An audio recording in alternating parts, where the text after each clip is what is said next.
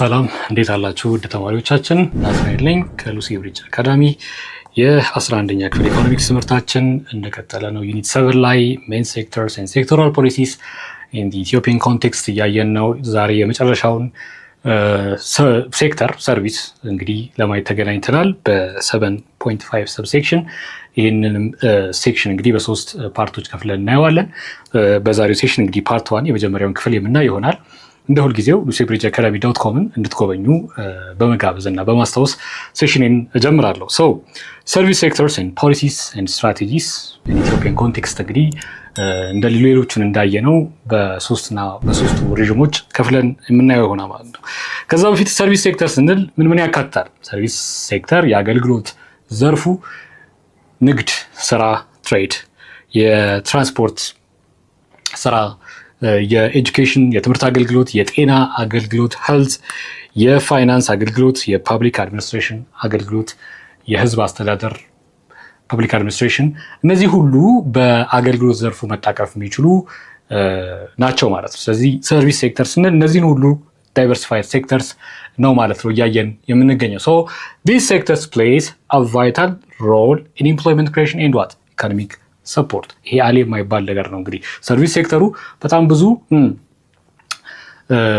ፖርሽን ኦፍ አክቲቭ ሌበር ፎርስም ይዟል። እንዲሁም ለኢምፕሎይመንት ክሪኤሽን ለስራ እድል ፈጠራ እንዲሁም ለአጠቃላይ ለኢኮኖሚ ድጋፍ ለማድረግ እንግዲህ አንድ ኪ ፒላር ነው ማለት ነው። እንግዲህ ኤጁኬሽን ባይኖር ሄልዝ ባይኖር እነዚህ ነገሮች ባይኖሩ አስቧቸው አግሪካልቸር ኤንድ ኢንዱስትሪ ላይ ያሉ ሴክተሮች እነዛ ዘርፎች እንዴት ነው ኦፕሬት የሚያደርጉት?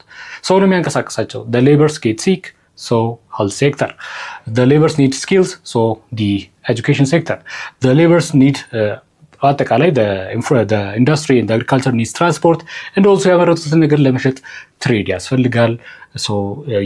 ይሄ እንግዲህ በአጠቃላይ ከሁለቱም ዘርፎች ጋር ያለውን ስትሮንግ የሆነ ትስስር ያመለክታል።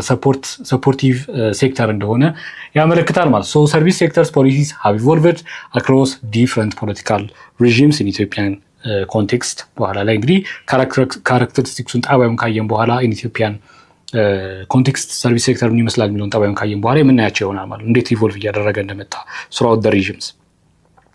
So the sector provides what? Consumer oriented and business oriented and also mixed የሆነም ሰርቪስ ፕሮቫይድ ያደርጋል። ኮንሱመር ኦሪየንትድ ስንል ምን ማለት ነው? ዳይሬክትሊ ፎር ዘ ኮንሰምፕሽን ፐርፐስ ሃውስሆልዶች ለኮንሰምፕሽን የሚያወጡትን ማለት ቀጥታ ቢዝነሶች ሳይሆን ሰዎች የሚገዙትን ማለት ነው። ሰዎች የሚገዙት አገልግሎት ልንገዛ እንችላለን። ምን አገልግሎት ልንገዛ እንችላለን? ሄር ሳሎን እንሄዳለን አይደል? ፀጉራችን ልንቆረጥ እንችላለን። አሞን ዶክተር ጋር ልንሄድ እንችላለን።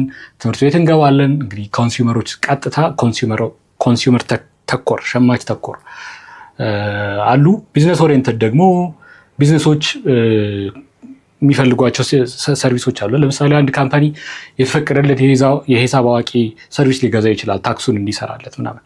ስለዚህ ኮንሱመር ኦሪየንትድ አለ፣ ቢዝነስ ኦሪየንትድ አለ፣ ሚክስድ ሰርቪስ የሚሰጡም አሉ። ሌላው የተወሱ ሰፖርትስ ቦዝ ሃውስሆልድ ኤንድ ፕሮዳክቲቭ ሴክተር።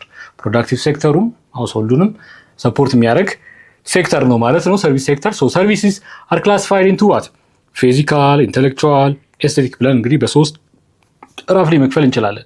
ፊዚካል ሰርቪስስ ብለን የምንከፍላቸው ፊዚካል ላይ ሄር ድሬሲንግ፣ በእጅ ሊሰሩ በአጠቃላይ ፊዚካል የሆኑ ወርክ የሚጠይቁ ነገሮችን እዚህ ውስጥ ማካተት እንችላለን።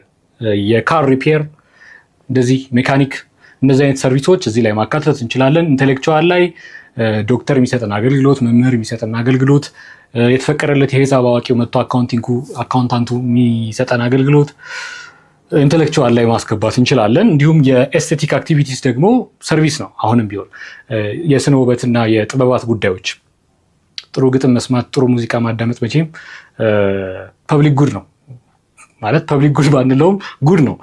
ለሰዎች ፕሮዳክቲቪቲ አንዱን አስተዋጽኦ ያደርጋል። ቲያትሪካል አርት እንደዚህ የመሳሰሉትን በዚህ በስነ ስዕል፣ ሙዚቃ የመሳሰሉትን በኤስቴቲክስ አክቲቪቲ ሰርቪስ ሴክተር ውስጥ እንከታቸዋለን ማለት ነው። ሶ ዋት ኢዝ ዘ ሮል ኦፍ ዘ ሰርቪስ ሴክተር? ምን አይነት ሚና ነው የሚጫወተው ኢን ዲ ኢኮኖሚ?